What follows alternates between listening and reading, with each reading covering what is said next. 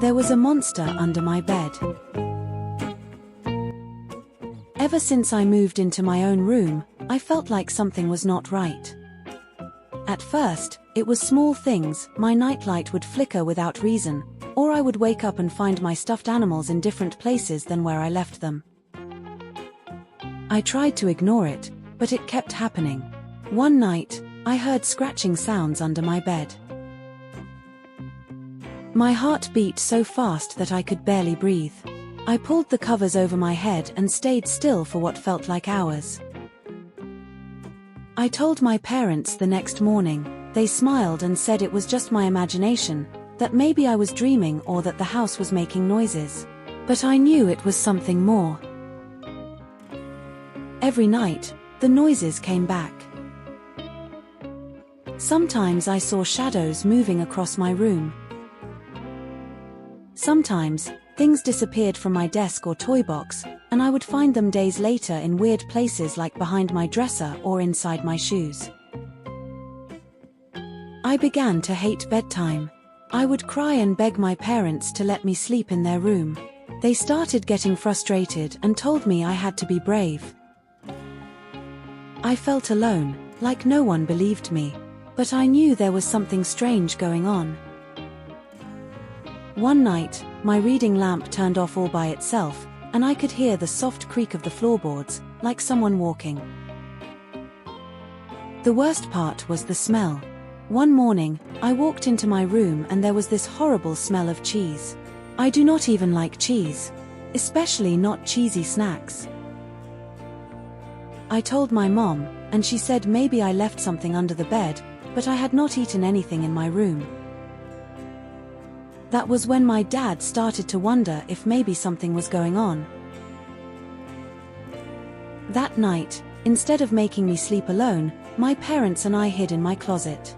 We left the room dark, and I pretended to be asleep in bed. It was so quiet at first. I could hear my own breathing. My dad held my hand to keep me calm. Then, after a while, we heard the door open slowly. Someone stepped inside. Through the crack in the closet, I saw a tall shadow. It was Eric, my older brother. He tiptoed across the room and went straight to my shelf. He moved my dolls around, opened my drawer, and even placed one of those cheesy snacks under my pillow. My dad almost gasped, but my mom squeezed his arm to stop him. We watched him for a few more minutes. He had a small flashlight and was using it to shine creepy shapes on the wall, like monsters. He giggled softly to himself, thinking no one could hear him. That was enough. My dad pushed the closet door open and flipped the light switch on. Eric froze like a statue. "Eric," my mom shouted. "What are you doing?" My dad was furious. Eric looked like he was about to cry. He said it was just a joke, that he thought it was funny. He never imagined I was really scared. I could not believe it. All this time, it had been him. My own brother, the person I trusted most, was the one making me terrified every night. As punishment, my parents told Eric he had to make me breakfast every day for the rest of the year. And not just cereal, he had to cook real breakfast, like eggs and toast or pancakes. He also had to help clean my room and take care of my toys.